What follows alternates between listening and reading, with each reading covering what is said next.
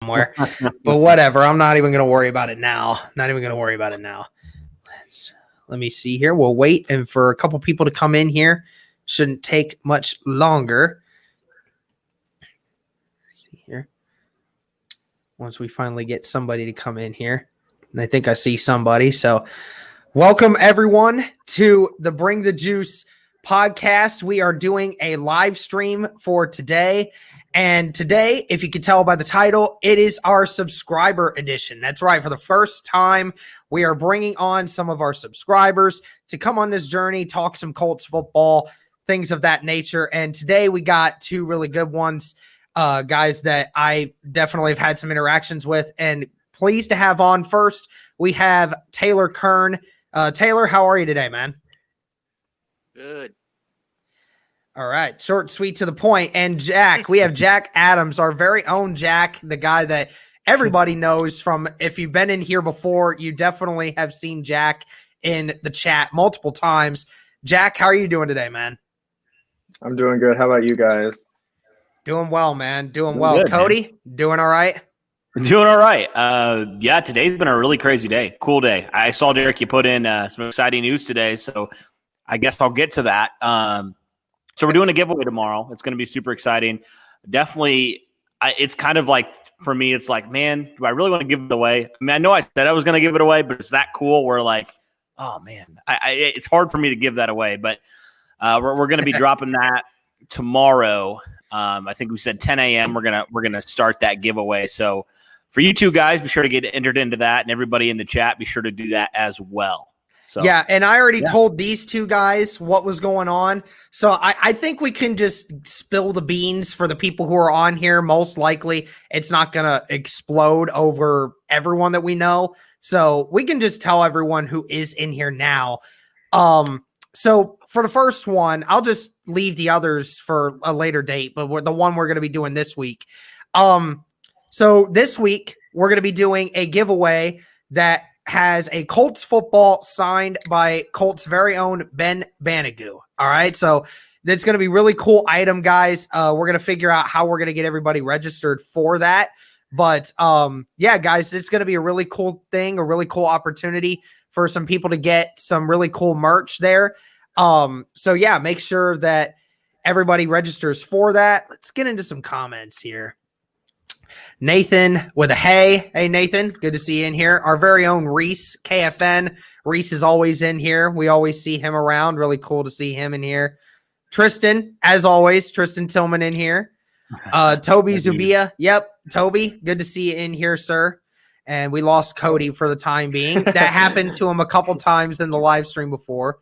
60 likes for today's stream. That's right, guys. Be sure to freaking hit the like button. Okay, we're trying to hit 60 likes. Okay, we're trying to hit 60 likes. So get the like button going. All right. So I guess, guys, to start off the stream, just something on a note that I was going to ask. So let's ask, how have you guys become Colts fans? Let's ask Jack first. Jack, how did you become a Colts fan?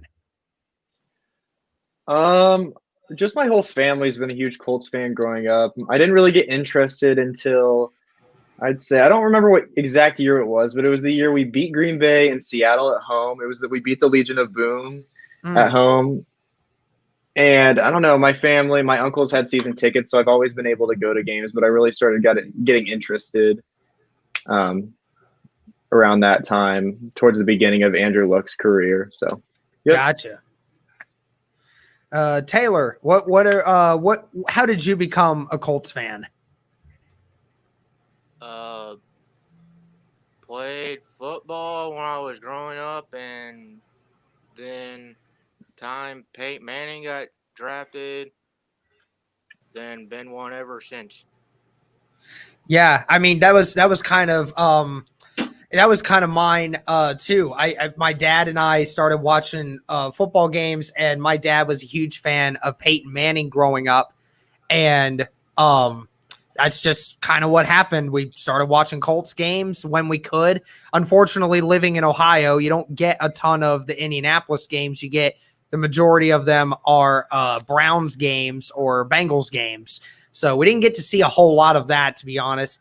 But it was really cool to, be able to be a part of that. When I first really started getting into my fandom, it was that season when the Colts went on to win the Super Bowl in 2007 against the Bears. That was the first time I ever watched a Super Bowl, and it was really fun. It was really cool experience, and that just got me interested. Cody, what was your take on you becoming a Colts fan? When did that start for you? Yeah. So it really started for me when I believe I was fourth or fifth grade, 2006. So funny enough, the year the Colts went to the Super Bowl was the year I actually sort of watched my first NFL game. I mean, I don't really remember a ton about it. I remember specific moments of that AFC Championship game. And I remember obviously the game winner, Marlon Jackson interception. But I watched the Super Bowl with my grandpa. I remember that. That was a lot of fun. And then, and then really, I would say I didn't really start fully following the Colts till about 2009. That was another really great season. One of my favorite seasons of all time. Peyton Manning, MVP.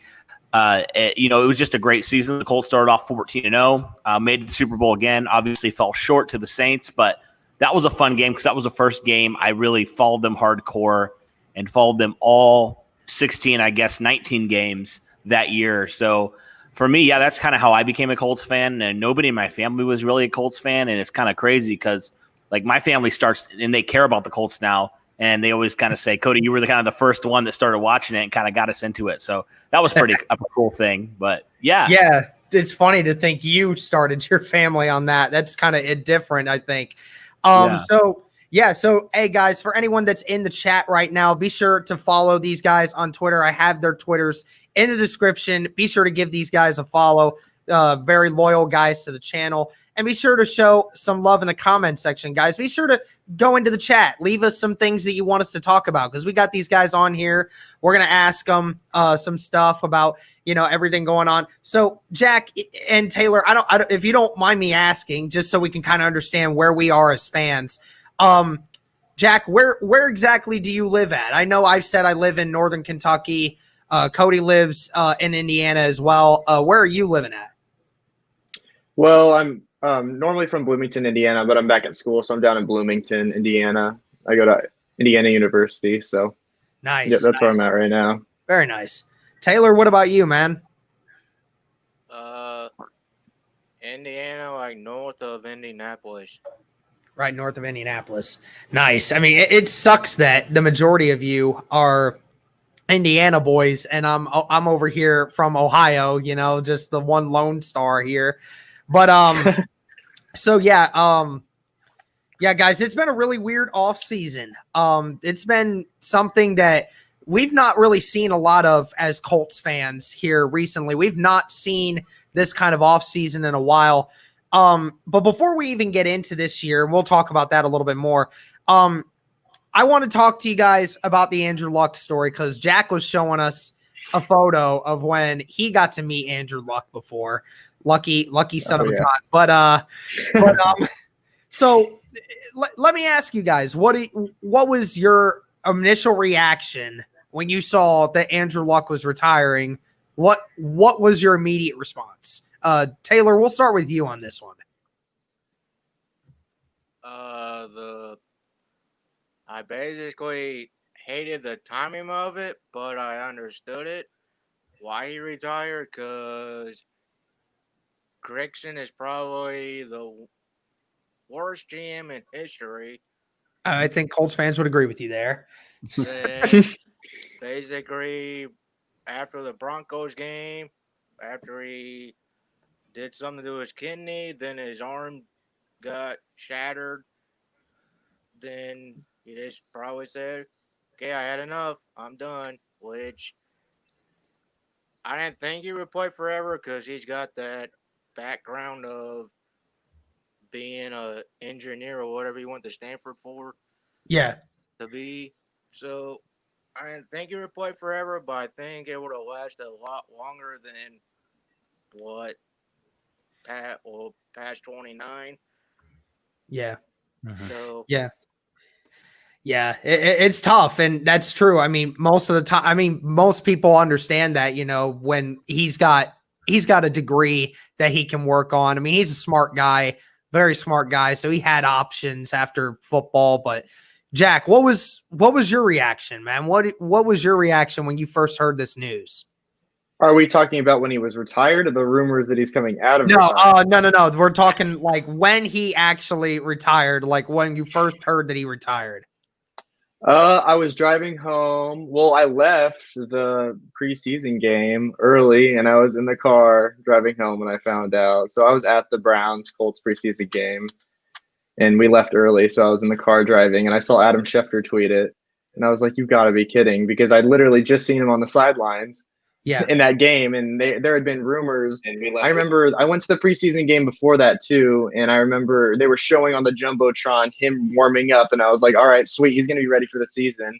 And then it just all like collapsed basically after that week. So Yeah, it man, was absolutely. not fun. Let's get into some quick comments here, and Cody and I can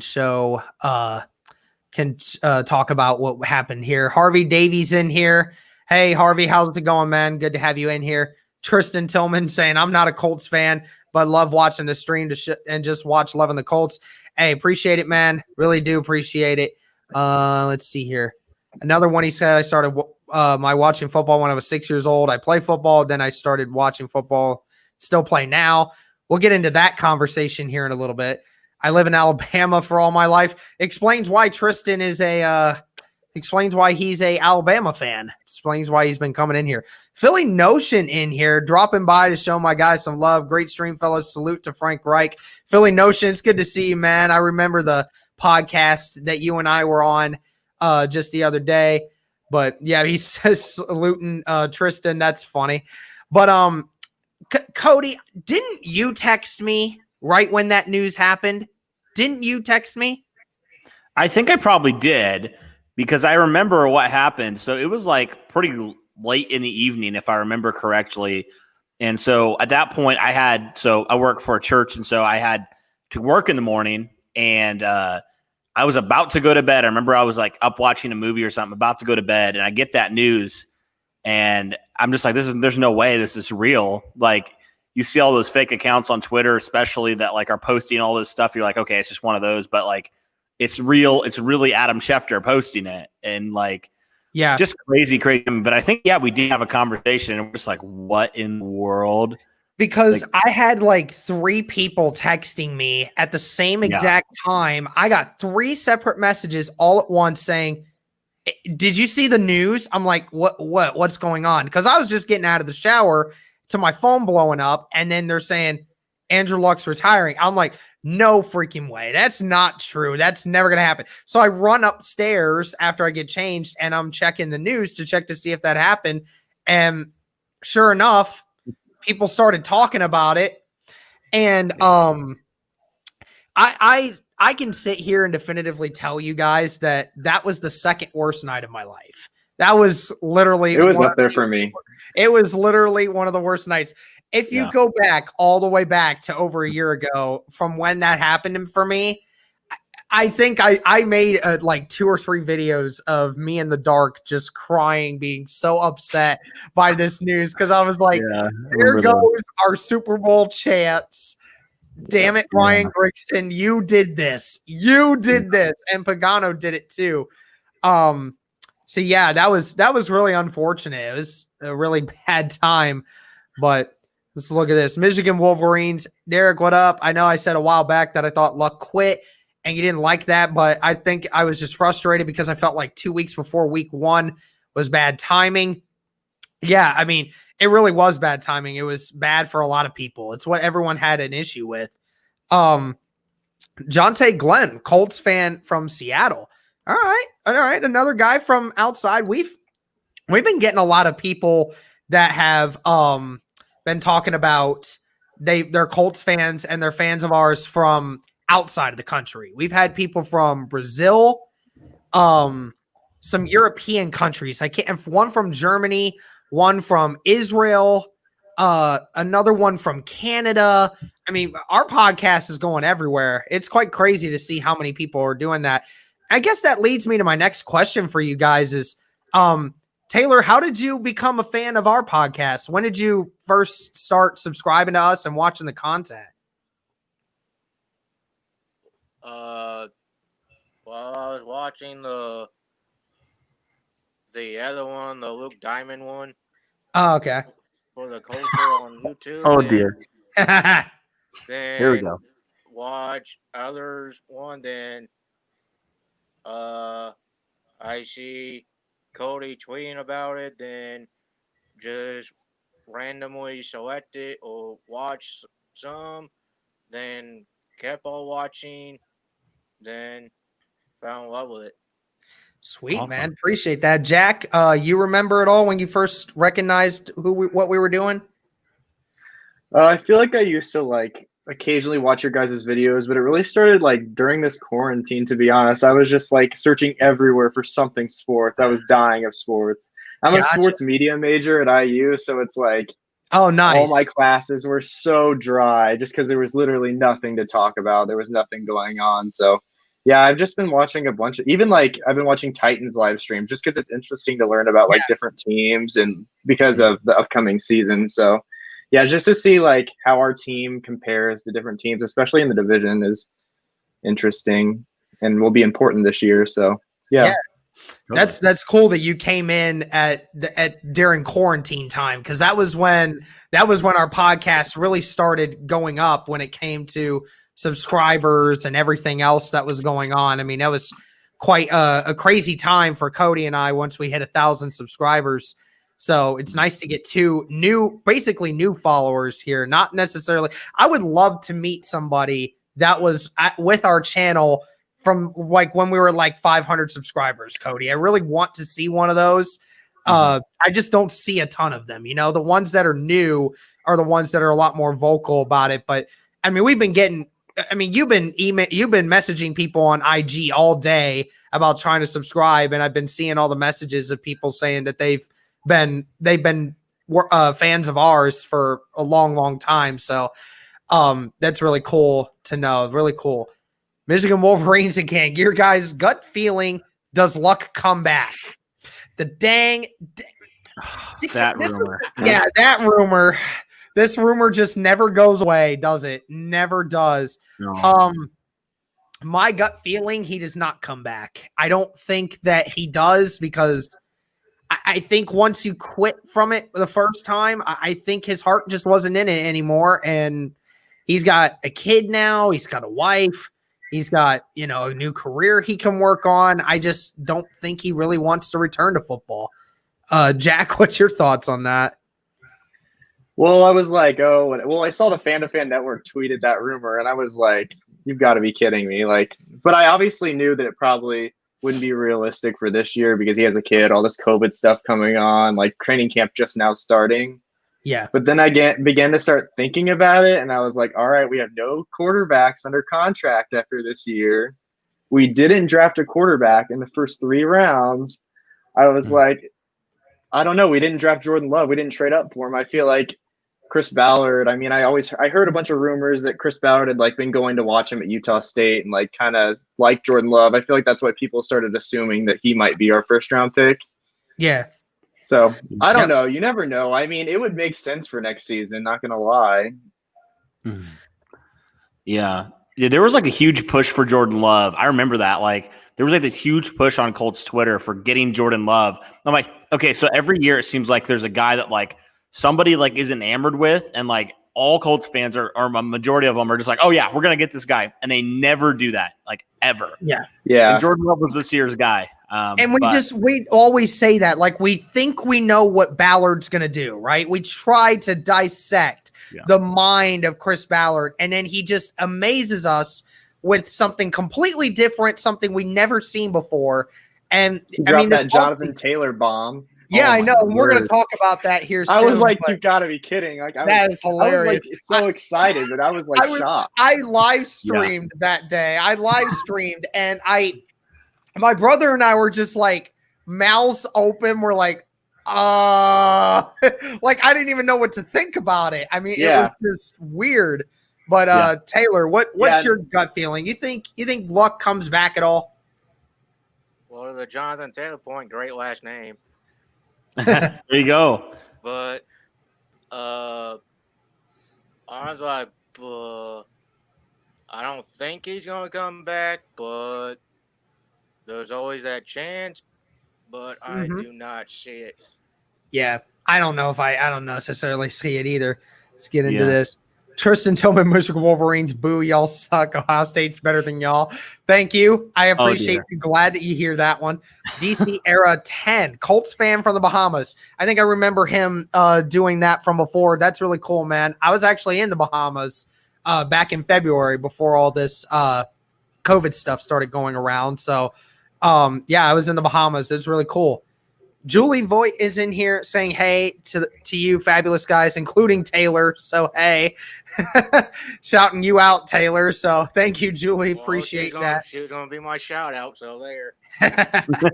Outrage Gamers in here again. What's up, Colts Nation? Good to see you in here, my friend. Phase Water Hoses. Hey, I've never seen him in here before, but that's really funny. Just a standard water hose, I guess. I started because of you and RB, man. I never regretted coming and subscribing to this channel and watch this content. Best thing I ever did. Tristan, appreciate the kind words there, man. Really do. I mean, me and RB, we established a connection with each other really quickly. And we did that collab. And then ever since then, we've been trying to do some stuff. Okay. All right. Early bomb. Philly Notion with the $2 super chat. Fly, Eagles, fly. See y'all hopefully in the Super Bowl. Philly Notion, you already know. Eagles and the Colts all the way this year, man. You know it. It. And then when we do, you, me, RB, and Cody got to get up there and we got to start trash talking you a little bit, man. I gotta show you who's boss. All right. But thank you, Philly Notion, for the super chat, man. Really appreciate that. I'm the biggest Colts fan in Texas from Quadra Potisana. That was a pretty good. That's good. I mean, hey, we did have an interaction with another guy who said he was a really big fan of the Colts from Texas. I feel like there's a lot of Colts fans from Texas, to be honest. I think I've seen a lot of those. I think they've probably been at T.Y. Hilton Stadium too much. Yeah, T.Y. Hilton Stadium so much. That's why. You can't beat them, join them, right? Yeah, exactly. Yep. Jonte Glenn became Colts fans playing Madden. That they had Peyton Manning on cover while I lived in Missouri in middle school. But ever since then, I love the Colts. Very interesting. I've been following for like 6 months. Okay, so that would have put him back in February, right before we hit 1,000 subscribers. So. Nice. I remember when you guys had 600 subs. Okay. Outrage Gamer. All right. He remembers. Yeah. He remembers the grind of, trying to get videos out and in those times. Dude. It's funny to think that we had like what were we doing? Like 2 videos a week at that time. And now we put out like we put out a video almost every day on this channel or do a live stream. I mean, it's crazy. And just how terrible. I feel like for me, as the guy who kind of does the stuff in the background, those videos were terrible. Don't go watch those because they were terrible. These are a lot better. No, you need to go watch those videos. It's more content. Please. Right. Just a fair warning. They're not as good as they are now. Yeah, they're not as good as they were. The thumbnails are better. The intro's better. The audio is better. Everything's better. Everything is better.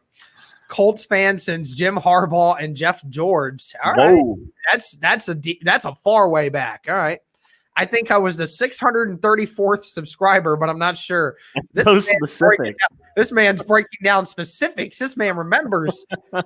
Sadly, I don't think he's coming back. Yeah, unfortunately, I think so. Toby was trying to remind Taylor that we have Jacob Eason under contract. Yeah, he's the only one under contract. And that's kind of the funny part about this, that, we're going to have him for the next 4 years and not really have to worry about too many things. So, I mean, it leaves you some flexibility. It really does. But let's get through a couple more of these and then we'll get into our next topic here. In Ballard, we trust. Pacer Station. Isn't that That's our boy Cam. He was on a couple days. All right, Cam. I see you in here. I started watching. TJ Warren's going off again. Yeah, I know. This man, is he really? He's had 13 points and there's 5 minutes left in the first quarter. He's 5 for 5. Jeez, man. That man is about to get MVP of this season because he is just on a freaking fire, man. I started He's watching going off. 2019 preseason. Okay, interesting. Same thing when everyone was saying Colts going to draft Chubb, but instead they got Nelson like I thought. Yeah, I mean, that's how it all works. Hey, my boy Elliot Crabtree's back in here. What's up, bro? We missed you over the last few live streams. You and your Jaguar self haven't been in here for a while. We were afraid that we thought we bullied you out of our chat. We didn't mean for that, but good to see you here. I was here way before 600. Actually, I remember the first vid I watched was the Chiefs versus Colts divisional round. That was like our second or third video. That's crazy. Jeez, this man been here for a while. Justin Whitmer in here again. You guys, what's up? I'm a bit late today. You good, Justin? You're good. You've been in here. You're in here. Yeah, because the Colts are horseshoes.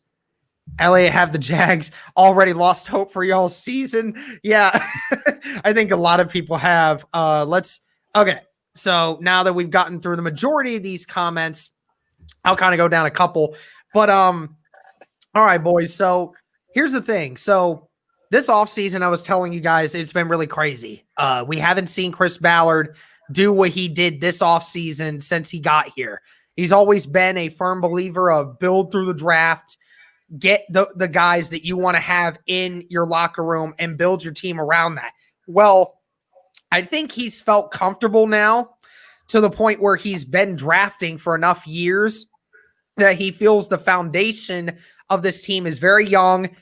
They know what they want to do. They know what they symbolize. And he's drafted enough key guys at their positions to know, okay, now the locker room is established. Let's go get that big name free agent to now jump us over that edge. So obviously the first big news, the big news before even the DeForest Buckner trade came out was Anthony Costanzo coming back. He said that he was probably going to retire, didn't know he was going to figure that out. He even said just recently that he debated whether to opt out or not, but he said he's choosing not to because he thinks that he's in a good place. So first off, like, Jack, what was your impressions on Anthony Costanzo deciding to re-sign with the team? I was like, thank God, because that would have blown up our whole draft plan. We would have had to take a left tackle in the first round. I doubt we would have gotten DeForest Buckner. Yeah. Or maybe trade for Trent Williams or something like that. That's the only other case scenario that I could see us not taking a first round left tackle, because there was so much talent in the tackle group in the first round, especially around where we were picking. So we could have probably gotten a solid replacement for him. But yeah, absolutely. Yeah, I was happy though, because obviously DeForest Buckner is a beast. So yeah, I mean, let's go to DeForest Buckner here. I mean, DeForest Buckner was an All-Pro in 2018, and now he's, coming into the league as one of the top 5 best defensive tackles in all of football, and we're paying him $21 million a year for the next 4 years. Got him for a first-round draft pick. Taylor, what was your reaction when you saw DeForest Buckner is coming to Indianapolis? At first I go, what? Then wonder what we gave up. Then I was happy it was only a first rounder. Then, because I thought our needs were 1 D tackle, 2 wide receiver, and 3 quarterback. Then I saw him get the contract extension, so I was happy with it, and I don't think Kinlaw is better than him. Yeah, it's funny. They just drafted his replacement. Jack, what was your initial reaction when you saw Buckner was coming here? I was excited because, I was like, I know if I were a GM, I would be bringing in free agents left and right just because it's so hard to hold back, especially like these crazy free agents that were available this year. But it was exciting to be able to bring in like a all-pro type player to be able to, our interior defensive line has always struggled. We've never really had an elite interior player that I can remember. So it'll be exciting. And a lot of people are worried about our secondary a little bit, but I feel like that defensive line is going to make our secondary improve a lot. So Yeah, and Darius Leonard's going to be making tackles left and right this season, so it'll be exciting. Yeah, I mean, when that news broke, my jaw hit the floor when I first saw it, and then I just started screaming at the top of my lungs. I'm like, yes, finally. And I was also saying that too because Cody and I had been debating on the podcast up to that point, like, hey, what position do we address first? Do we draft do you get wide receiver or do you get defensive tackle? Who do you address first? Well, we get DeForest Buckner, and I was like, oh yeah, they listened to me and said defensive tackle is the most important position we needed to worry about, and that's what they went with first. But I mean, that was unbelievable for me. I was so happy when I saw that. Yeah. I don't know about you, Cody. I don't know what your reaction was.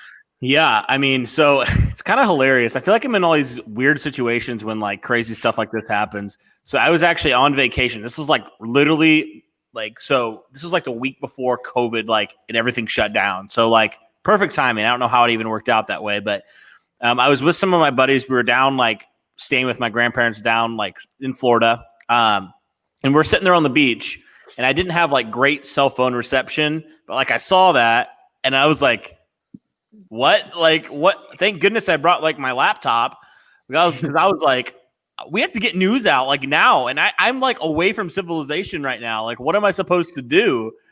And I remember like, if you go back and look at that, like I kind of did like a breaking news thing. And I was literally on the beach, like breaking that news. Like, and that was a pretty incredible thing as well. So it was kind of a crazy situation, but it was awesome. And, you know, you just look at even what, you know, the Jets got for Jamal Adams, who's a top player at his position as well.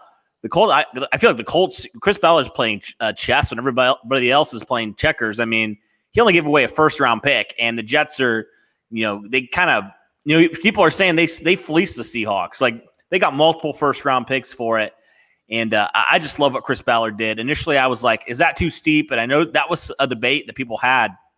Derek, it's funny because I actually went back and watched the video that you made, like our highest viewed video, all about how the Colts became, you know, how they came. I think it was like B. It was from a B level team to an A level team in 24 hours. Yeah. And you were talking about like people were like, oh my goodness, like why did the Colts give up this amount?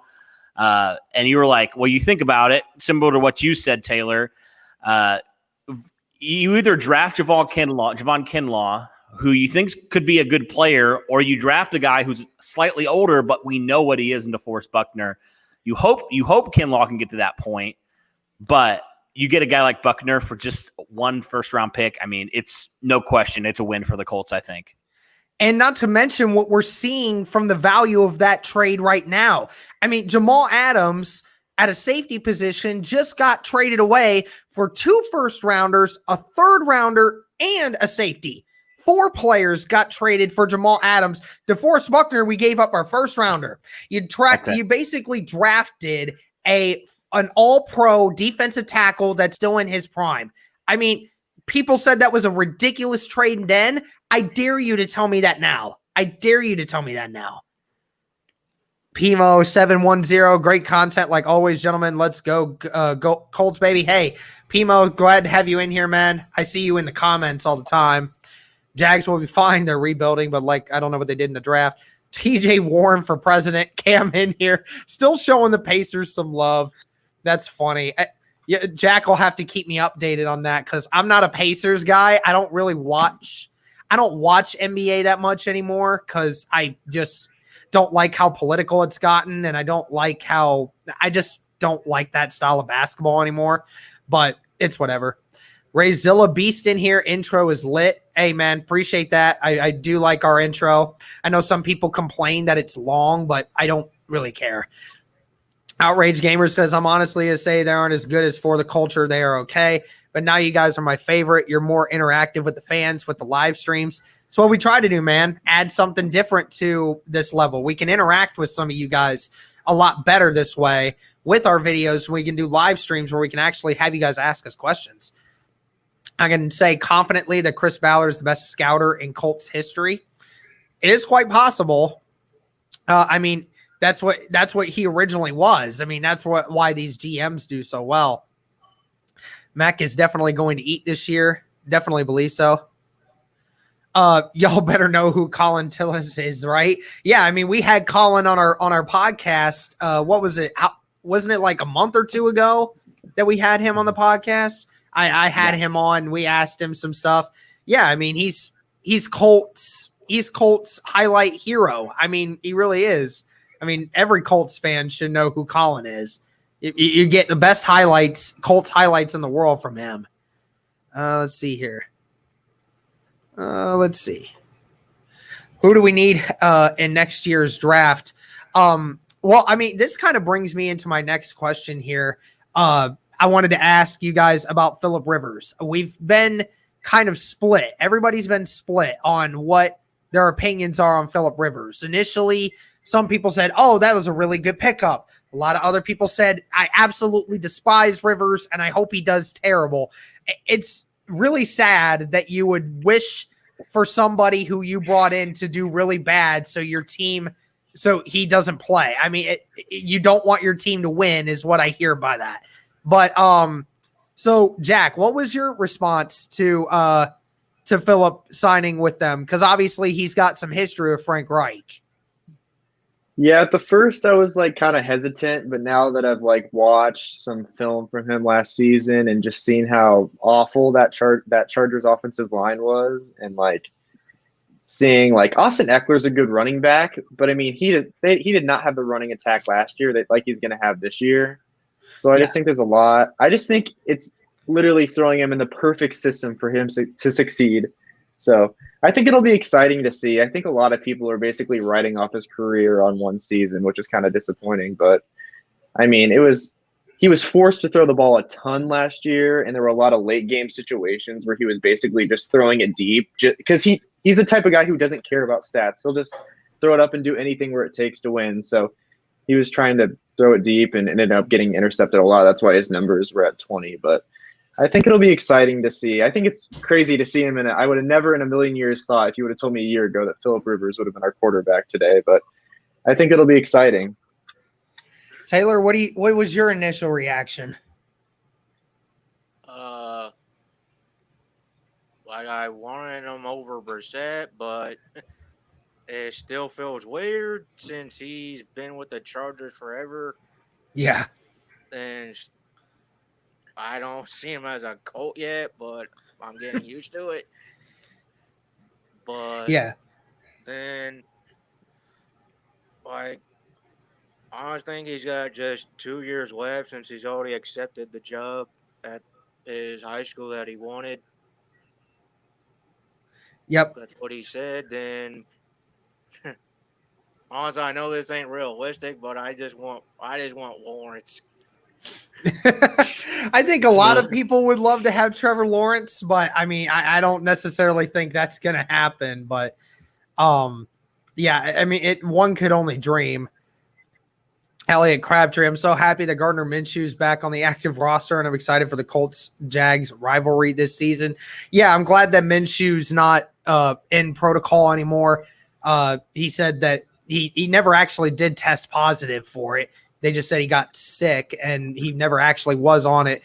See, that was the issue. Did you guys hear about Matt Stafford and what happened with him? Yeah, I heard about that. Yeah, it was a false positive, and his wife was pissed, bro. I mean, did you see what she said about what's been going on? I don't think I saw what she said. She said that she's very mad at the NFL for putting something out there that they didn't know 100% was true. They said for the last 4 days, their kids couldn't go to school. Their kids couldn't even leave the house because of that.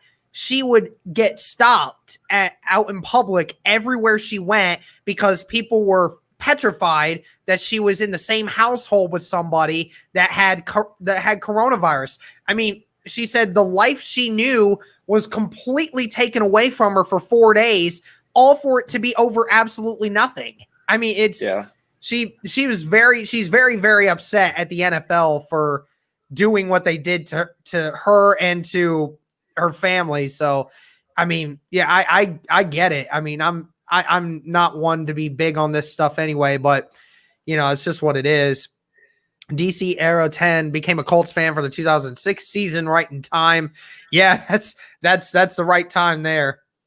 And think about it. Buckner didn't complain or anything when 49ers could barely win a game for 2 years. He went out there and gave it his all. Yeah, I mean, people forgot that the 49ers were really bad for those 2 seasons before this last season. I mean, they were the second seed, or they were the number 2 pick in the draft for that year before, and then they get Nick Bosa, and then here they are, they're fighting for a Super Bowl. I mean, it's quite incredible, the story of that. Niski Cap, how's it going, man? Good to have you in here. I thought I was dreaming when I saw we got Buckner. Yeah, I think a lot of people agree there. Yeah, it was a crazy trade. Like I said, Defoe is going to allow others on defense to eat. Teray is going to benefit from DeForest Buckner, and Houston sack numbers should go up more. Yeah, I definitely agree. I think that's definitely something that will happen. I knew something was up when they released Margus Hunt. I've always loved Buckner too. Yeah, absolutely. Let me see here. What else do we got here? This Jags-Colts rivalry this season is going to be fire. That's a good question because, see, here's the thing, guys. We've talked a lot about the Colts versus the Jags, and something about playing in Jacksonville it never sits well with the Colts. The Colts have not won there for years, and the fact that it's the first game of the season kind of has me a little bit on edge because I agree with Mojo, and I just think it has its way of working on people. So I want to ask you guys, do you think we win or do you think we lose week 1? Taylor, I'll ask you first. Do you think we win or lose week 1 against Jacksonville? We're on the road at Jacksonville. I say depending on how hot it is, since some other team struggles in Miami that I'm not going to name, but if we just run the ball with Mac and Taylor, of course, then I think we got a chance, and I think Blankenship wins it. All right, Jack, do you think we win or you think we lose at Jacksonville week 1? I want to say we win, but it's like, 1, we never win week 1 for some reason. Yeah.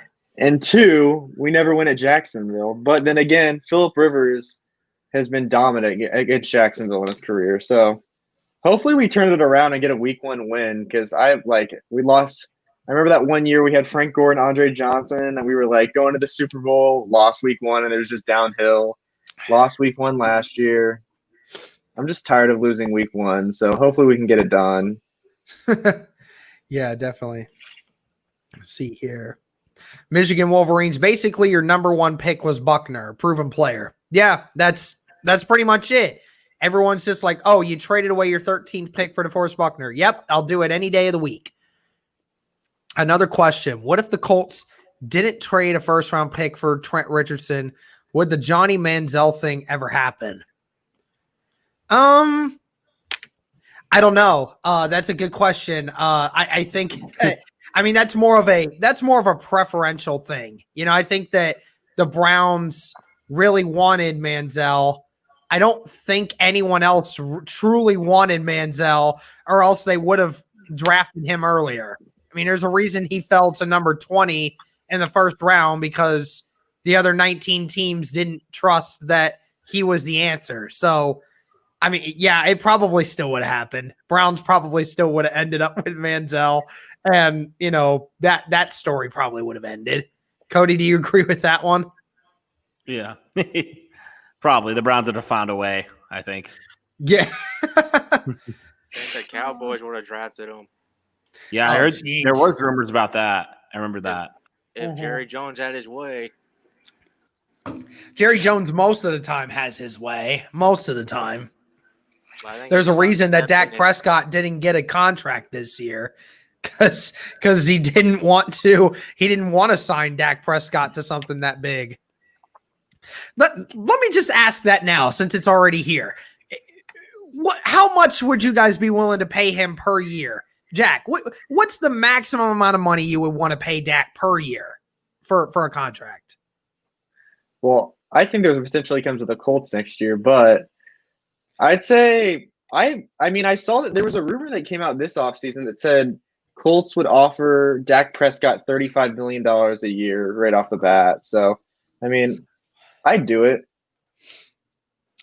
I mean, Taylor, what would you give Dak Prescott? Not even the Colts, just like what you would personally give him per year.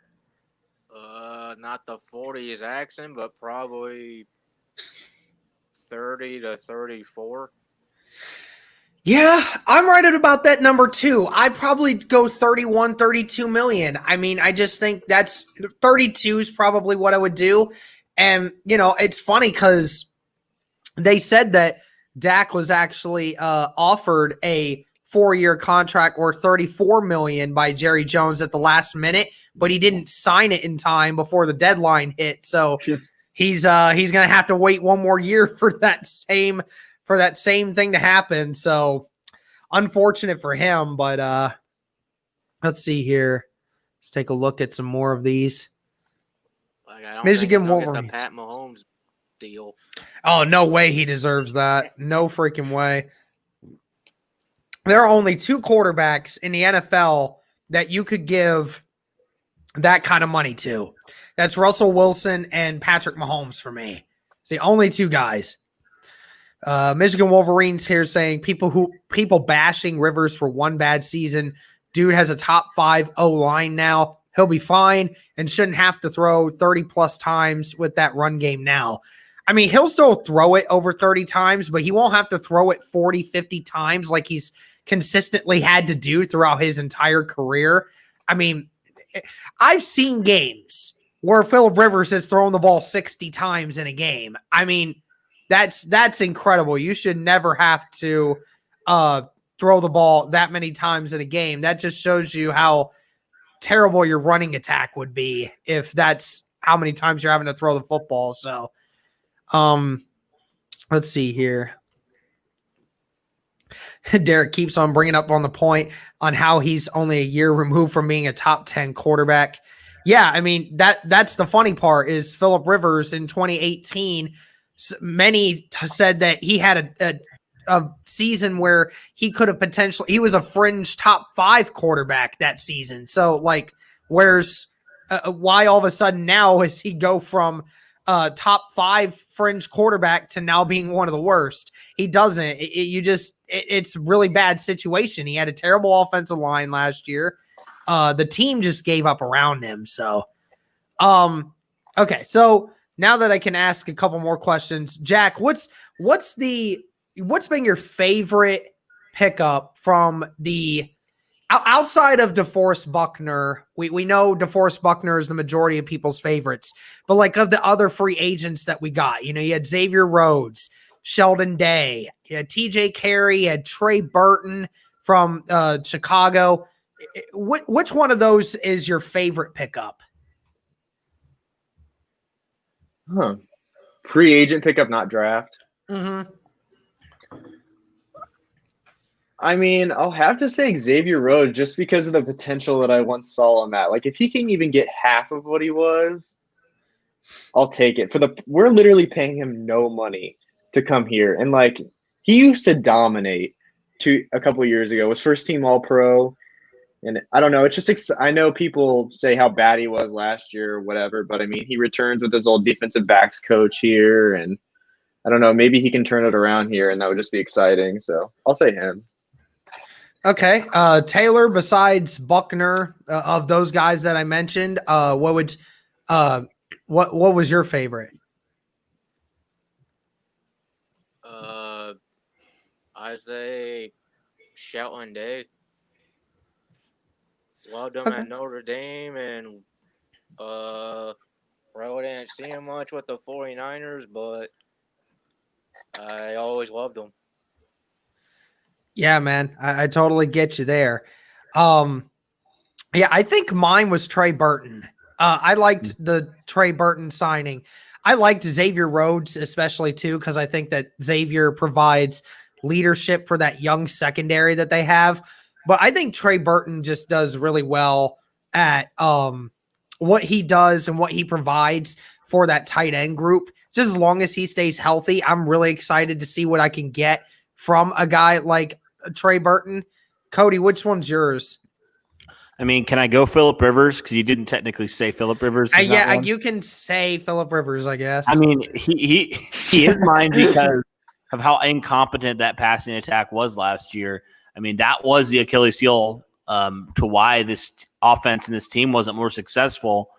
And the good thing is Rivers isn't going to have to do what he did last year.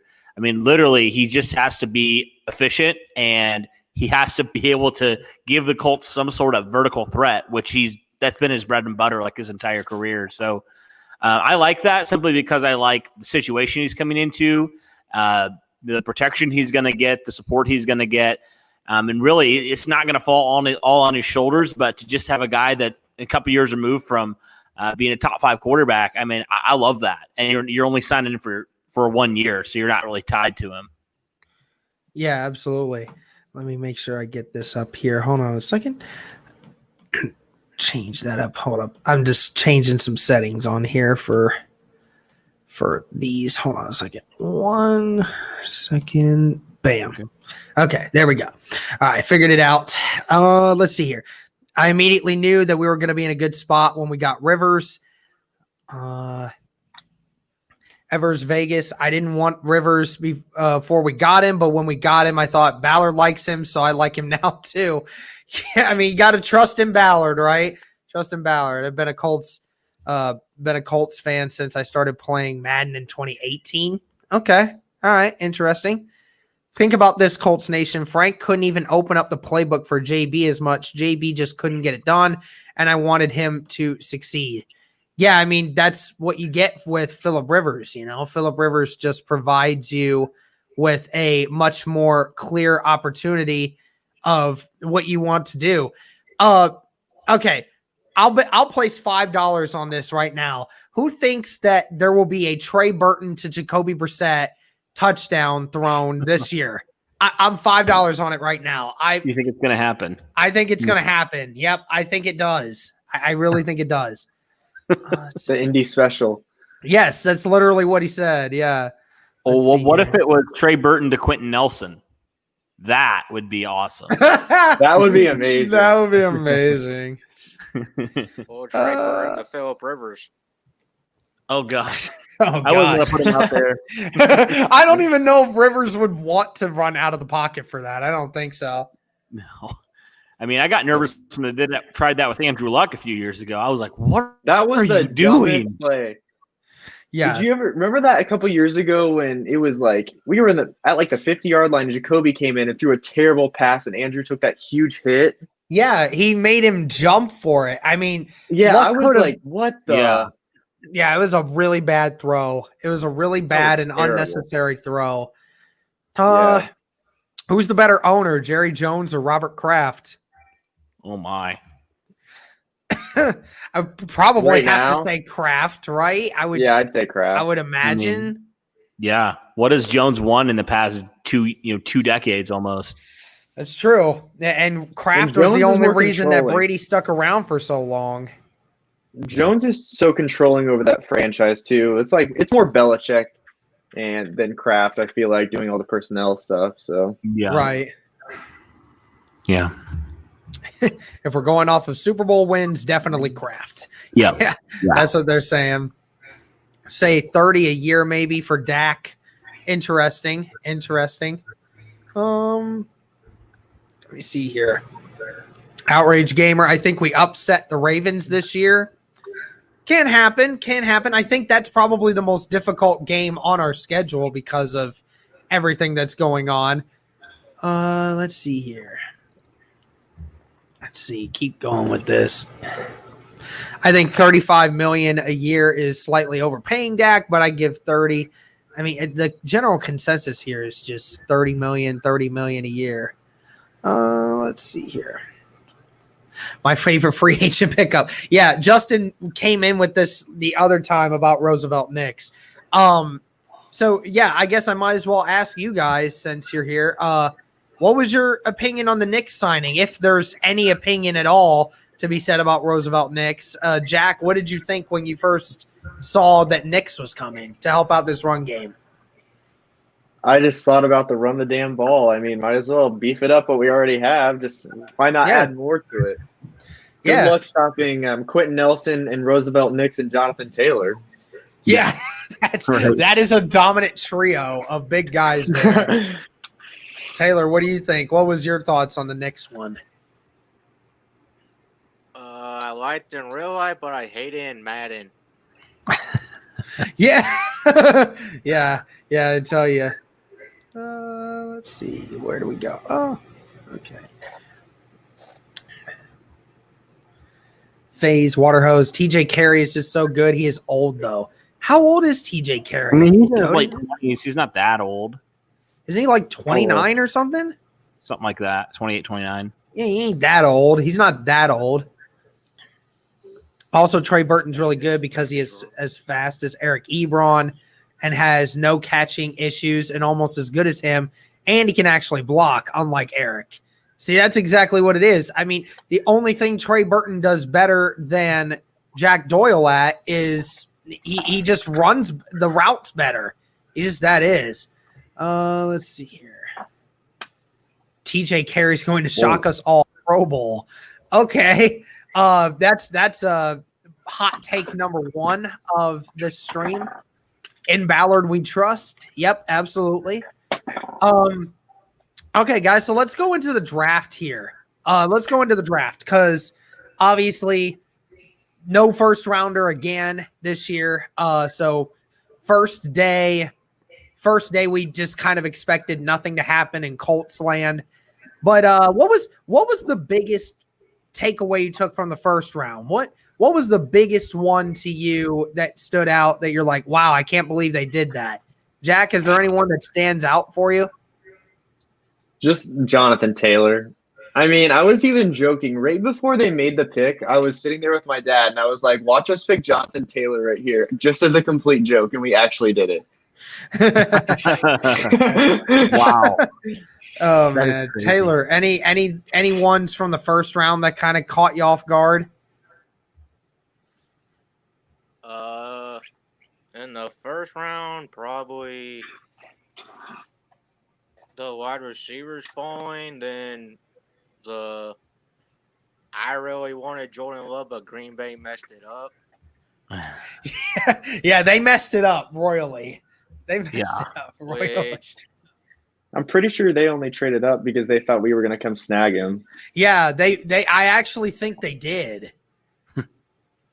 Wow. Because there was rumors about the Colts wanting to trade up to do that. And I mean, because that was brewing. So yeah, I think they took the risk on it. And I mean, the Packers are so stupid. Besides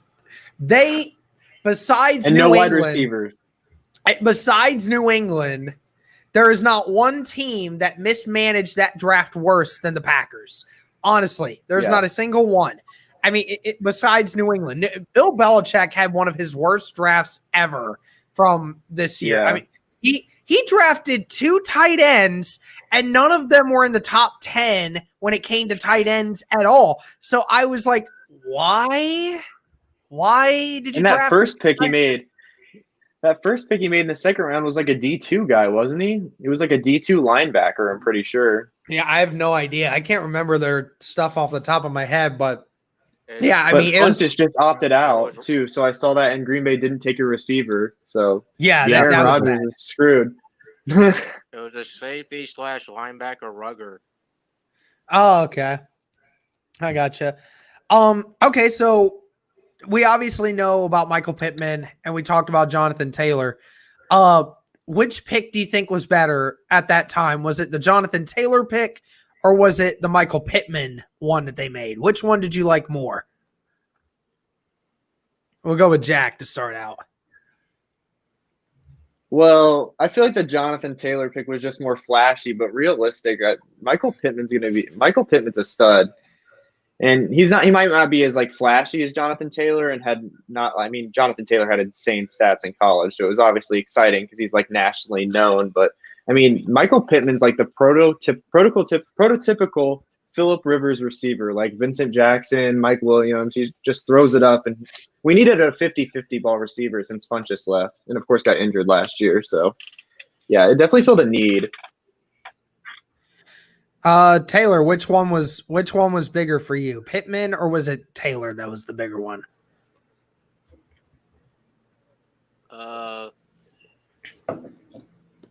I say Pittman just because I thought running back wasn't actually a need, but I like Jonathan Taylor out of Wisconsin better than most.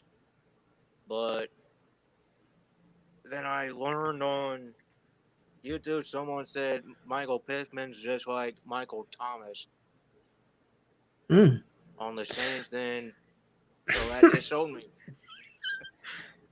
I mean, if he is half as good as Michael Thomas is, then we got ourselves a real damn gem. I mean, for real though. Let's see here. Let's look at some comments here. Don't joke about Luck coming back in this chat. We can't have hope. Yeah, Cody posted that before too. That was funny. I saw somebody on a Chiefs podcast say that they would take Malik for a second rounder, and I disliked it. Like, who would accept that offer?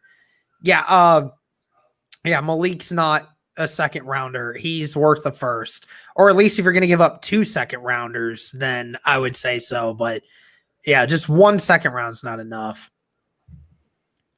Now, Jack, I saw an ugly disgust face there. You want to disagree with me on that? A little bit. I mean, I'd take a second rounder from Malik Hooker right now. I don't know if I would.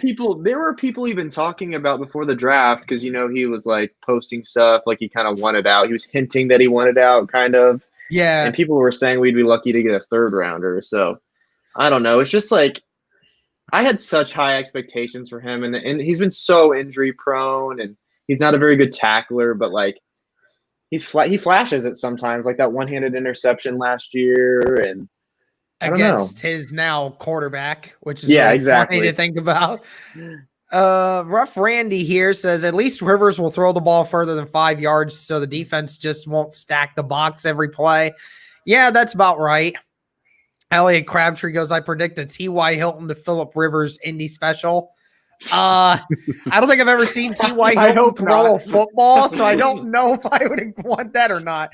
I think we lose to the Lions or another team that we get upset by, and then we upset the Ravens. I mean, that happens. I could see a stupid loss in there. Yeah, there's always that one stupid loss. That's why I'm afraid to say we go 11-5, because I think there's a stupid loss in there somewhere. Because the Colts always have one.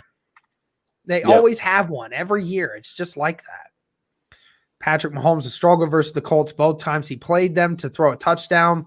Yeah, I mean, the Colts are the only team in the NFL to have held Patrick Mahomes to under 20 points in a game. I mean, if that tells you anything. Did anyone know that LaShawn McCoy signed with the Bucs? Yeah, I remember. He joked about that today. He said, I was hinting at going back to Philly, but he said that he liked Tampa Bay's warmer weather. So he didn't want to have to deal with that. Easily Jonathan Taylor, biggest steal of the draft. Yeah, that's what a lot of people have been saying. Last year, our secondary was beat to the pulp versus the Chiefs, and we didn't have Leonard, and Jacoby held that offense back in that game. I don't think we were beaten to a pulp by that our defense was not beaten to a pulp. We gave up less than 20 points. I mean, Quincy Wilson shut down Travis Kelce. Yeah, Travis Kelce had what, like 2 catches in that game? I don't even think he had that many. I mean, Quincy Wilson. Quincy Wilson did the one game that Quincy Wilson decides to ball out. It was against Travis Kelce. I mean, good Lord. And now he's no longer on the team. So, now he's a Jet like everybody else. Yeah, for real though. Like, Cody, how many Jets players were from the Colts originally? I mean, I think I've run out of fingers at this point. Harrison, a lot. Farley, Quincy, Pierre, like 4 in the secondary alone. Terrell Basham's in there. Henry Anderson. Yeah, Anderson is there. I think there's more. I think Josh Andrews went there. Yeah, and did you say Pierre Desir in there as well? Yeah. Yeah, so like I think there's at least 6. I mean, it's quite incredible how many of their defensive players were Colts at some point. It's quite amazing, to be honest. Where's these comments here? Let's see. I think Outrage Gamer, like going back to that thing, I think he was talking just about injuries because there was a lot of injuries that game. I don't think he was saying we got beat up. Like we were physically beat up. Yeah. I mean, yeah, because we didn't have a lot of a couple of our defensive guys were not in that game. Yeah, Hooker was out. Right. And yep. A few others. Teray broke his leg. Oh, that was terrible. Oh yeah. Yeah, that sucked. It really does because he was doing so He was well. like going off too. Yeah. Tell me this doesn't sound good. Mac tires out the defense in the first half, and then Jonathan Taylor runs over a tired defense in the second half. Yeah, I mean that definitely is something that could be used. I mean, I don't think that it's not going to be a thing where Mac runs one half, Taylor runs the other. You just run them in different formations. When you're a piece away from the Super Bowl, you should not be trying to draft for the future in round 1. Yeah, I mean, you're right. I mean, that's what we were trying to say, that, your Green Bay went 13-3 last year. We're 1 game away from beating San Francisco to go to the Super Bowl, but get destroyed again. It's sad that they lost to the same team twice. 3 of their losses, they lost to the same team for 2 of those. Yeah. And they got destroyed too. Oh, they got destroyed in that second game, dude. They got destroyed. Didn't San Francisco run for like 300 yards in that game? Something crazy. I mean, it was something crazy. I don't even know. And they have studs on that defensive line too in Green Bay. They have Preston, they had good linebackers too. Zadarius Smith and Blake Martinez were their linebackers last year, which surprised me that they got destroyed that bad in the rushing attack, honestly. And they have that beast. Who's that beast defensive tackle that they have too that's like in the top 5 too? Kenny Clark. Yeah, Kenny Clark's a beast too. Mm-hmm. Don't sleep on Belichick. Yeah, I know. Don't ever sleep on that man. UK Colts fans, go Colts. He's talking Pittman as well. Let's see. I like the Pittman pick better because he'll help out Rivers. Yeah, Phillip Rivers definitely enjoys himself some tall wide receivers. He likes to just throw it up and let guys make plays. It's just what he does, and it's just how it works. Yeah, so let me ask you guys. So we talked about quarterbacks, right? Let's talk about Jacob Eason, because everyone was talking about, Jacob Eason's going to get drafted in the second round, right? That was kind of the big thing. They said Jalen Hurts and Jacob Eason will probably go in the second or third round, but it just depends who people want. Yeah, Cody, you and I know this. RB already said that he's the Eagles fan, and he put out a video of how god-awful that pick was and how much he despised that pick. But I think this just, again, shows the wizardry that Chris Ballard is able to make things work. Just how in the hell do you get a quarterback in the 4th round that every single person on the freaking planet was saying Jacob Eason's going to go in the second round? How do you happen to pull that off? I don't know, but Jack, what was your initial reaction when you saw Jacob Eason is coming to the Colts from in the 4th round? I mean, I was watching the draft in the 4th round, and I was like, he's sitting there. It's the 4th round. I mean, the value is there to take him. I mean, he has a cannon arm. He has potential. He's like the prototypical quarterback build. I mean, and he can sit behind Phillip Rivers and Jacoby Brissett and learn. So, I mean, I think it was a safe pick, to be honest. I mean, I think there's a really high upside and if he busts, he busts. It was a 4th round. Who really cares? It's not like we took him in like the 1st or the 2nd. Yeah, exactly. Let's keep going here. Taylor, what was your reaction when we got Jacob Eason in the 4th round? I thought it was great value. Then text my cousin. I go, okay, I don't know about this Eason dude. Then he goes, should be great for the Colts since he's got a strong arm, and it's the 4th round. So, but after what Philly did, I thought he was going to New England after that. Yep. I mean, everyone, you can't deny his arm strength. His arm talent is there. I mean, he's the 7th best arm throwing power in the NFL. It's quite impressive. Let's see here. Let's get into some more comments.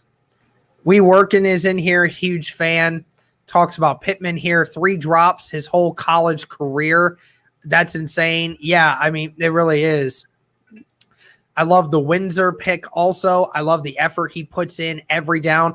See, this is where I was saying, guys, that I disagreed with Cody on Windsor making this roster because I thought Windsor could make this roster based off of that exact reason. And Whitmer's saying the same thing here. I'd cut Ty Lewis for Windsor. See, I'm telling you, Cody, he's thinking the same way I am. That I think that Ty Lewis just doesn't have the commitment, and Windsor comes in, does what he's supposed to do, and Windsor just beats him out.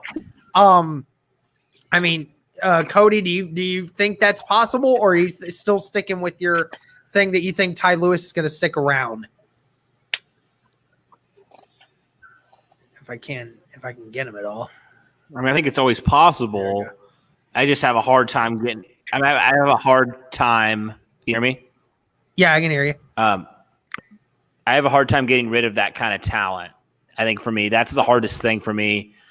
Like, I don't want to do that. I don't believe that is what I want to do. I mean, you drafted him in the 2nd round. I don't believe it's time to give up on him. I mean, I know he hasn't done a ton so far, but it's just hard for me to cut that talent, that early of a talent, only in a couple of years. Yeah. So, Jack, do you like the Windsor pick? You think he can make this 53-man roster? We'll see. I feel like our defensive line has a lot of depth now that we added Buckner and Sheldon Day. But I don't know. We'll see. I mean, Tyquan Lewis, it was so disappointing because he went off during that Cowboys game 2 years ago. And then it just kind of been a dud. And, like, I mean, it's just disappointing to see him he's been like a healthy scratch, like, every single week. So I don't know if Windsor could come in and prove himself better. I mean, why not cut him and make the roster? I don't. Yep. Taylor, do you think that Robert Windsor can make this 53-man roster? I think he can, and I personally like Lewis. I think better at defensive end. Yeah. Then D tackle. But I think this virus is going to kill the Windsor dude. You think so? Talk about. I hope not, but with this thing, you never know. Yeah, it makes it difficult for some of these other guys. Jake McLean's in here. This looks so much fun. Where do I sign up to be on a live? Yeah, I think I talked to him earlier on IG. Jake, make sure to DM Cody or I about it, and we can set something up. We're going to try to do this like every week. We're going to try to get some subs up in here. So let's see. Oh, and this is what he was saying before. Hot take, Jake. Yep, I understand. I knew he was coming in here at some point. Darren Waller ran 26 miles per hour. Is that real? Is that real? I don't think that's That'd be insane for a tight end. That would be insane. That'd be insane in general. Yeah, I don't think someone look that up and find that for me, because I don't think that's true. I don't think he's faster than Kittle. I mean, I would think he's definitely faster than Kittle, I would think. But I mean, like 26 miles per hour. I mean, Usain Bolt ran like 28 miles per hour. You're telling me Darren Waller ran toe to toe with with freaking Usain Bolt? I don't think that's possible. It says that Darren Waller last year, he said he hit 21.76 miles per hour on a 75-yard reception against the Broncos last season. 21.7. Okay, yeah, that sounds a little bit better. 26 just That's still fast for a tight end. Oh, hell yeah, that's really, really fast for a tight end. Let's see here. Get some more of these comments here. Everyone wants to play for the Bucs because Brady and Gronk went there. Yeah, I mean that Brady going there is the reason Gronk decided to come back. It's the only reason. Oh, and him be getting a 95 in Madden is the absolute stupidest thing I've ever seen in my life. That was.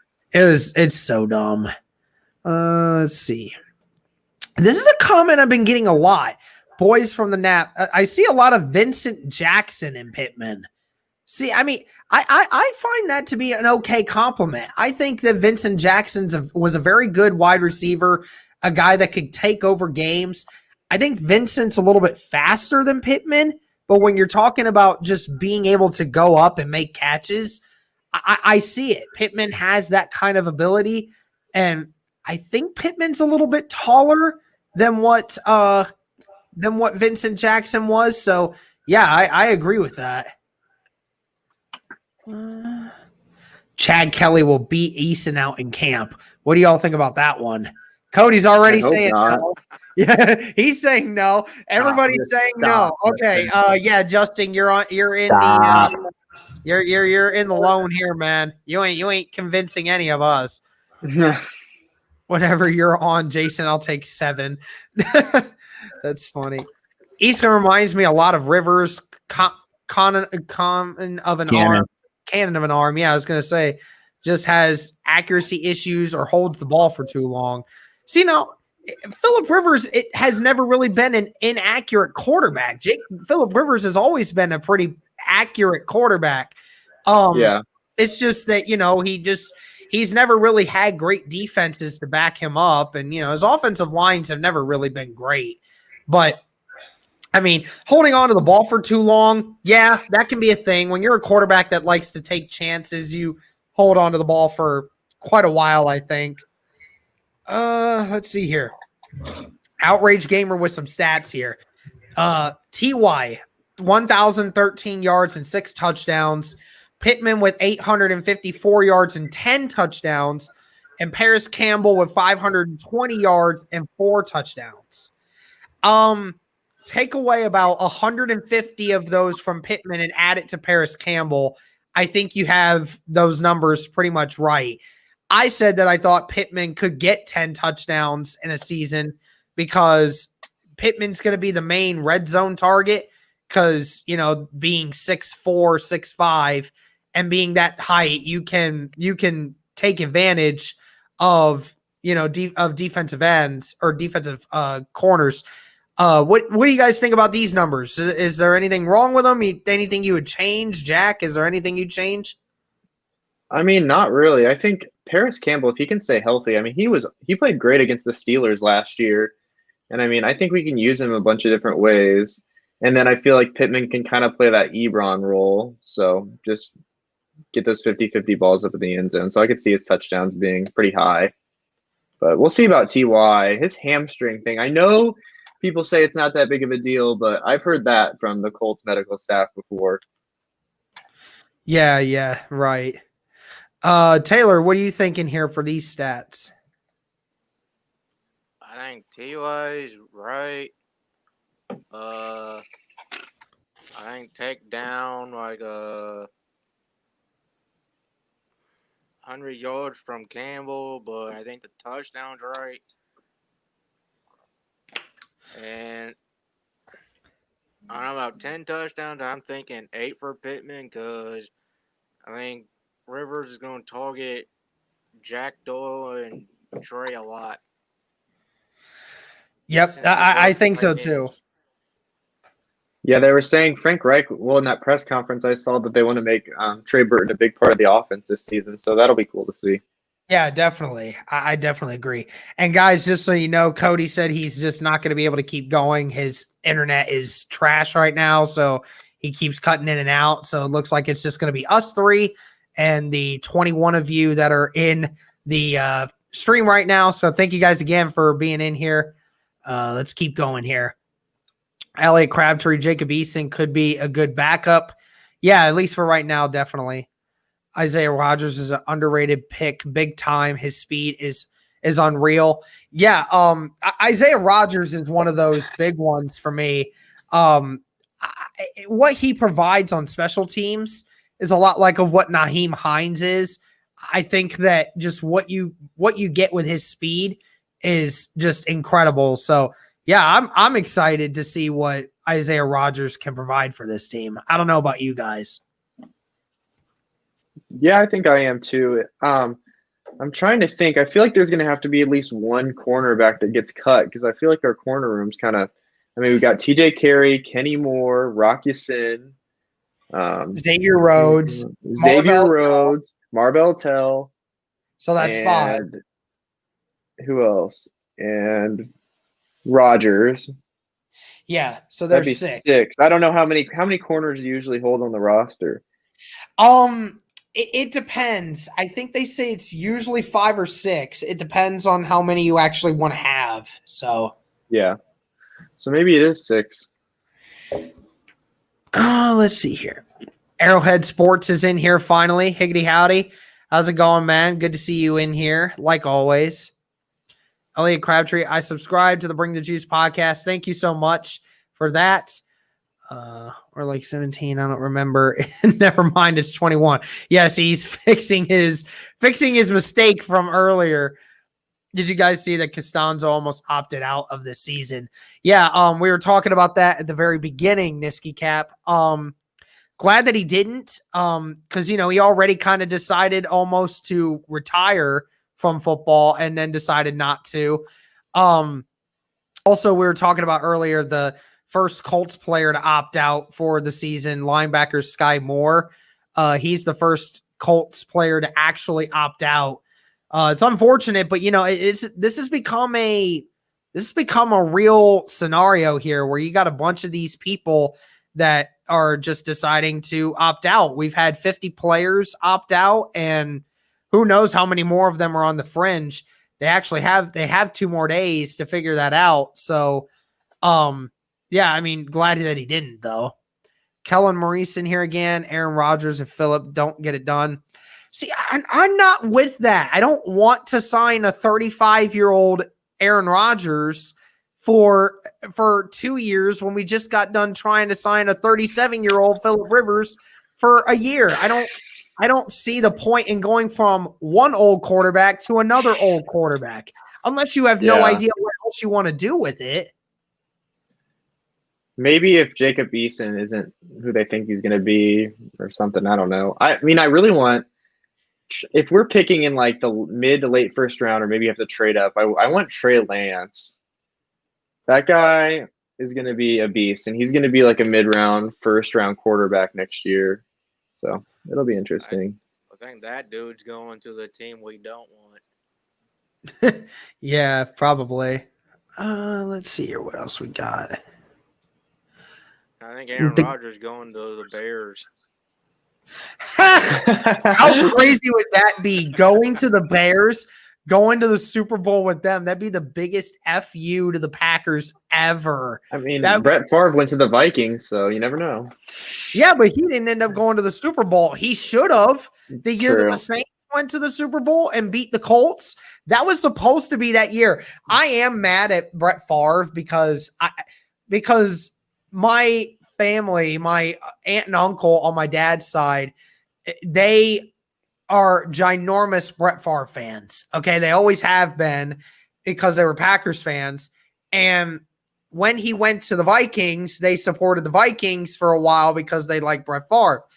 Well, they told us if they go to the Super Bowl, because the Colts had already won the game prior, so we knew they were going to the Super Bowl.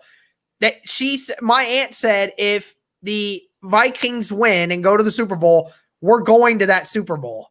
I was like, please win the game. And nope, they didn't win. I hated Brett Favre with a passion ever since the choker decided to choke at the wrong time. And ultimately, the Colts ended up losing the Super Bowl anyway. So it was a double whammy. It just sucked. It really did. It sucked. Outrage Gamer, Marcus Johnson and Pascal are underrated.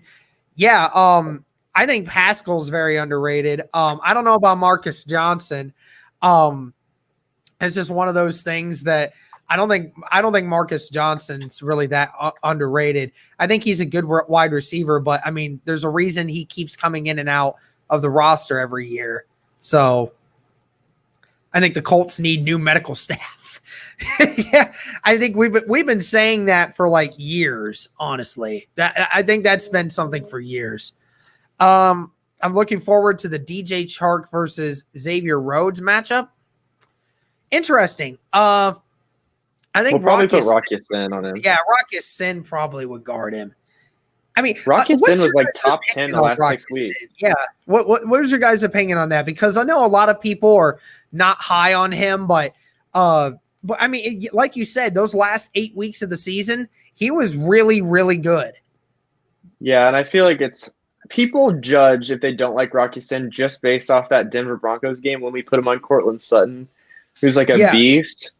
And I was even at that game, and I was like, you've got to get Rock Ya-Sin off of Cortland Sutton. It was pathetic. It was horrible. But, yeah, I mean, after that game, he kind of turned it around. I mean, you can't really – it's hard to be a rookie corner if you're not drafted. Like, I feel like only the top 5 rookie corners, like the ones drafted early first rounds, are the ones that really break out year one. So I expected some time for him to develop. I know that ever since Darius Leonard in second round, we expect everybody to be an all-pro that we draft in the second round now. Yeah. What are you thinking, Taylor? What's your opinion on his? I basically agree with Jack. Like, unless you're a top corner and go in the top 5 or later, those don't show up until year 2 or year 3. So I think he's got a good future. Then I don't even know the other wide receiver they got. Yeah. Okay. Let's see here. Cody saying sorry about that, boys. Internet's really bad. Yeah, there we go. That's what I was saying earlier. Who would you rather have, Patman or Marcus Johnson for the 6th spot? I'd probably go with Marcus Johnson with that 6th spot, if I'm going to be honest, just because I know Marcus Johnson and what he provides for the team, because he knows the system. He's been in Frank Reich's system. He knows. I think Patman's just a raw product that's going to take time to develop. So I just want to see some other regular guys in there. What do you think, Jack?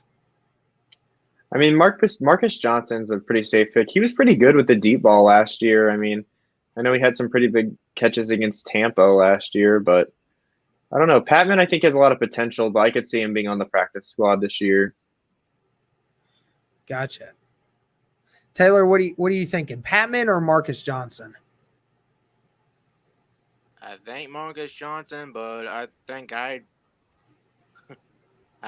take Patton, or believe in Patton more than I do Reese Fountain. Gotcha. Let me just get that. There we go. You think it'll be between those 3 receivers for the last roster spot for wide receiver? We talking Patman, Johnson, and who else? And Fountain.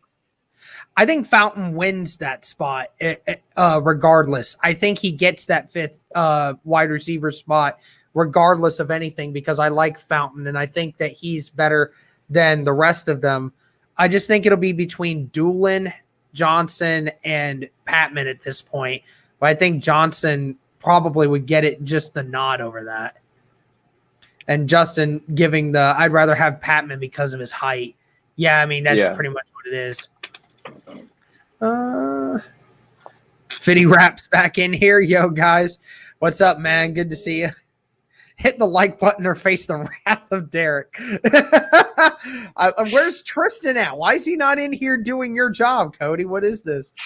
Is he a backup? Let's see here. Where do we go here? Why am I getting this notification? Get off there. Okay.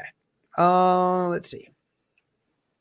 Yo, guys, I've been around since about 400 subs, longtime fan. I love to get on the pod sometime and talk with you guys, in particular, about the JT and Mac battle.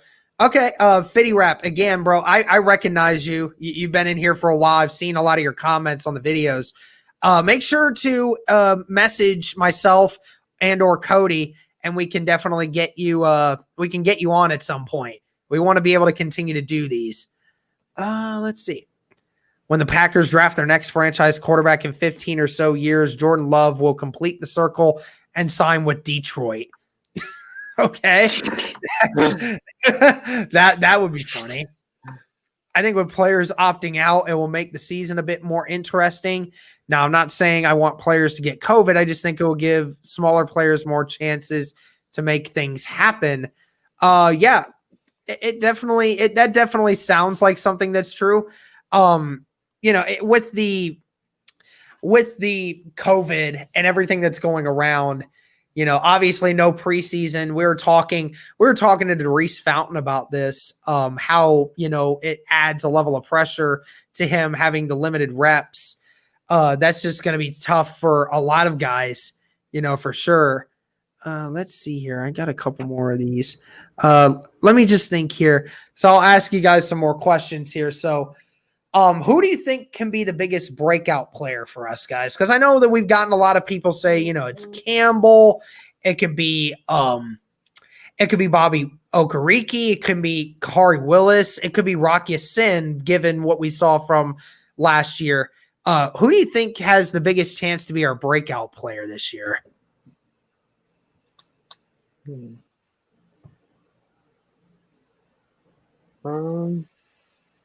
You want me to go? Yeah, whichever one he wants to go first is fine.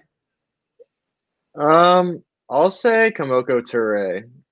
Okay. Just because of what he did towards the beginning of this season, and I've seen the progress he's made in the rehab.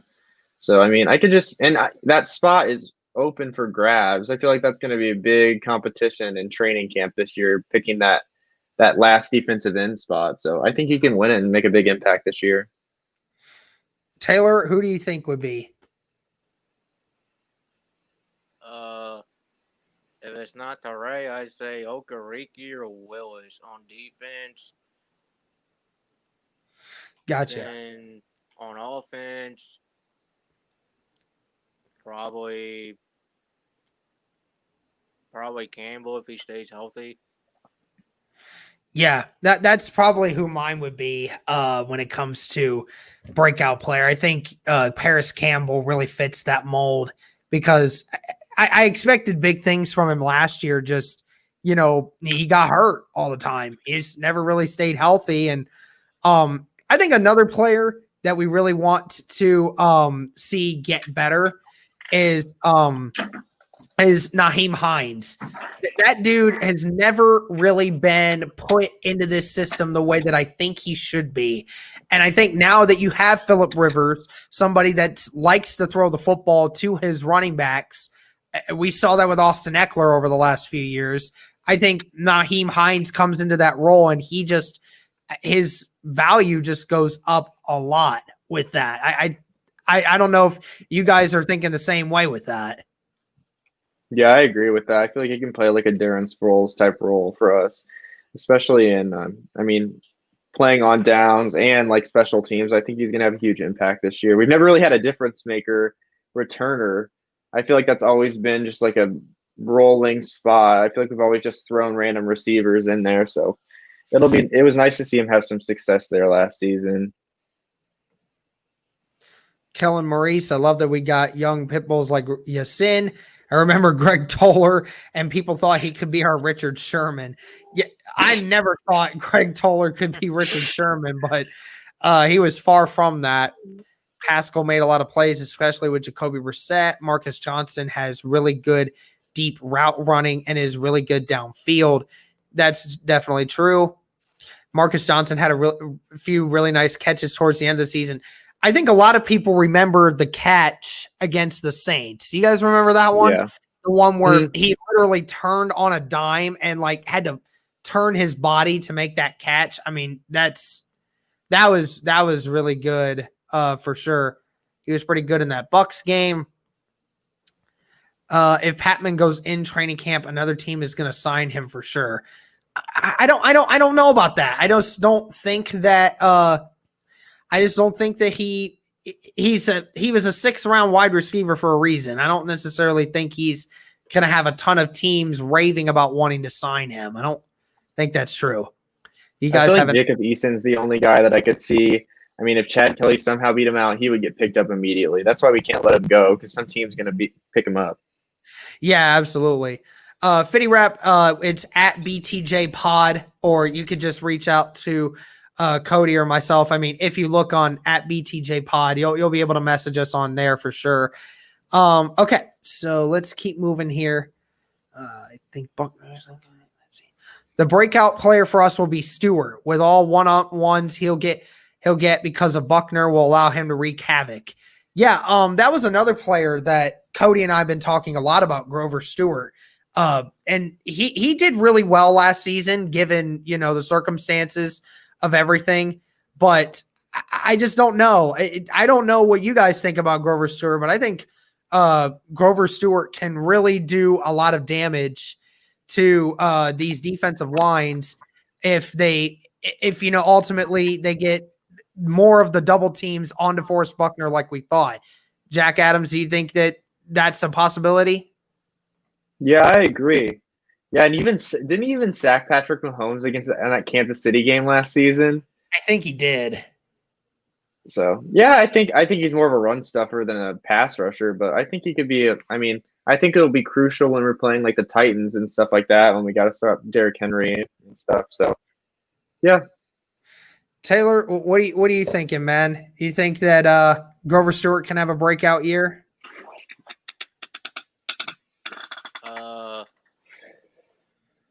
Yeah, I think he can.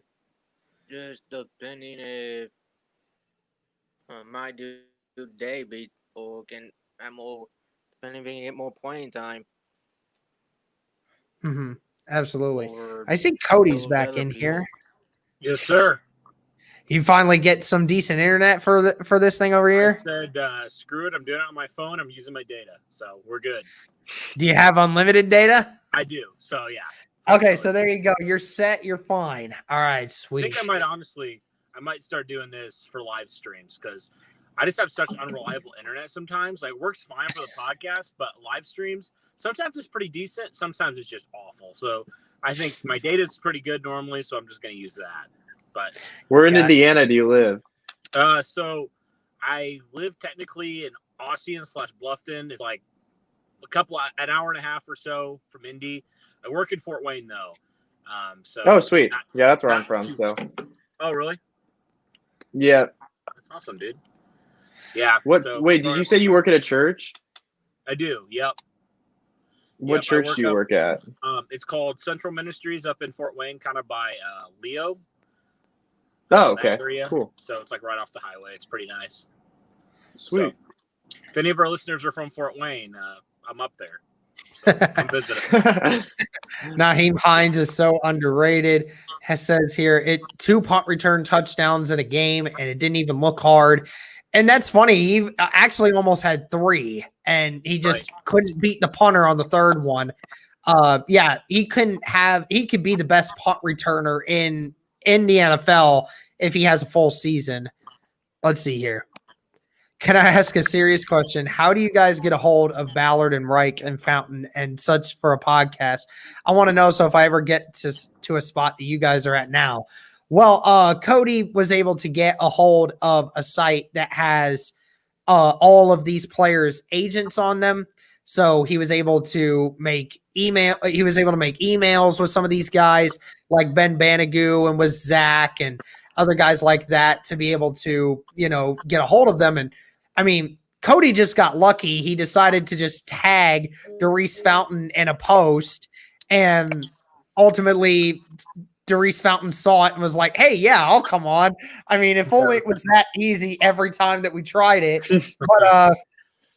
But Outrage Gamer also with Cody's relationship with the Colts PR guys, that also helped with setting up interviews or press conferences and stuff with Reich and Ballard. So you'll have to just kind of start putting your name out there, start thinking of things to do, and you'll eventually see that happen. It's just, it took Cody and I a year and a half to be able to get any kind of recognition, to get people on the podcast. So, it's just something that's going to take time. So it's all you need to do. Yeah, it was kind of funny with the Zach Pascal interview, because I originally had asked his agent, hey, can we interview Xavier Rhodes? I thought that would be an interesting interview. Ultimately, we didn't get Xavier Rhodes, but he's like, hey, I also represent Zach Pascal. Would you be interested in him? And so I was like, yeah, of course. Like, if you're offering me any Colts player to interview, I'm going to say yes. So that was pretty cool. Yeah, and in terms of like getting Ballard and Reich, I think it was because I'd emailed them before. Obviously, we had an interview earlier this year with Danny Pinter, set up through Colts PR. And then also, I'm trying to think, I was at training camp one day last year, so I had, got media credentials for that. So they kind of knew who I was a little bit. And, Derek and I have that email, so Derek was able to go on, even though I was not able to. And so pretty awesome opportunity, honestly. It was pretty cool for you, Derek, to be able to do that. I was a little bit jealous. I wish I could have been available. Well, I'm really hoping that they'll have more of them, so that way we'll be able to get you and I on at the same time. But let's see here. Breakout player will be Doyle. Us Colts fans know how good he is, but Rivers will finally make him well known around the league. It's quite possible. I don't know, but I think Trey Burton will have a bigger impact in the passing game than Jack Doyle will be. But, it's just one of those things. He definitely could be. Eagles season, what's up? What's up, dude? Good to have you in here. We'll probably only go on here for another 15 minutes or so. It'll be about 2-hour stream, get some stuff done, and then we'll be sure to do this another time. But again, guys, make sure that you are checking out the description. We do have Taylor and Jack's socials in the description. Be sure to give them a follow. Really cool guys. Really glad to have them on here. Let's see here. Y'all sound like my parent talking to him. That's funny. I appreciate everything you do, fellas. Great stuff. Weisman 1169. Great to hear that, man. Really appreciate it. All right, so let me think here of a question to ask you guys, or let me see. Sean decides to throw one in here. Do you guys think that T.Y. Hilton can stay healthy this year? Jack, we'll start with you there. Do you think T.Y. Hilton stays healthy? Well, we're not off to a good start. That's for sure. That's true. He does have that hamstring. I have no idea. I mean,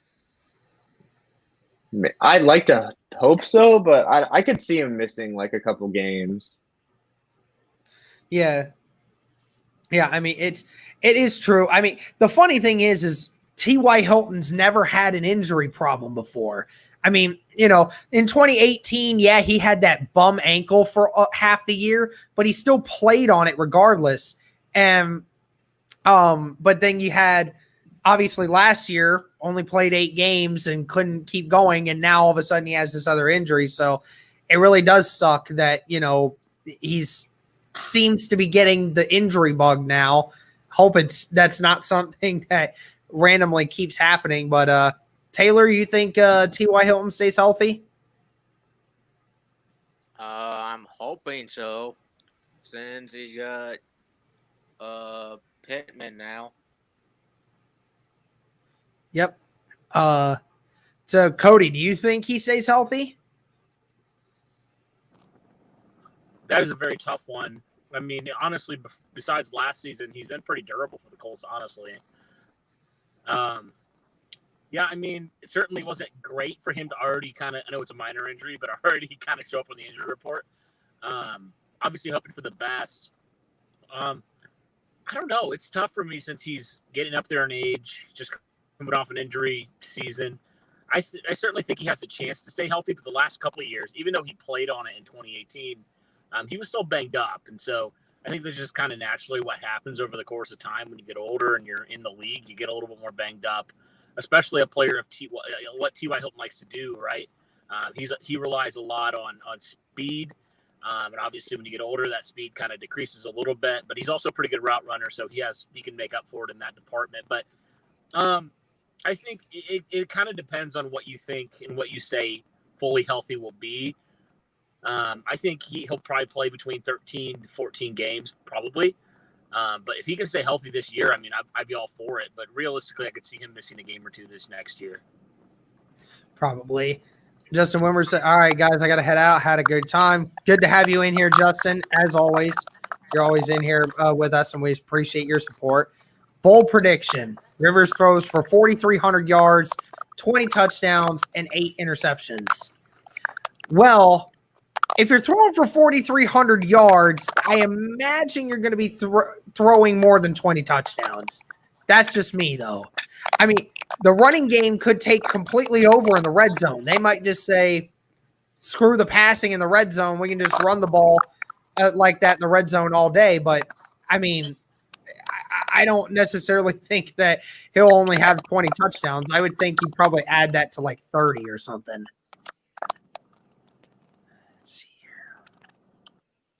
Outrage Gamer, who's your favorite running back that is over 30 but still active? Mine is AP just because of the respect of him coming back from the ACL and such. Yeah, that's probably mine is Adrian Peterson. I've always been a big Adrian Peterson fan. He's been really good, and he's still balling. Michigan Wolverines actually says Frank Gore. Any names come out? That's Cody's. All right. Jack, any 30-plus-year-old running backs that stand out for you? Shady. All right, Shady McCoy. Yeah. All right. I got you. Taylor, any of them that stand out?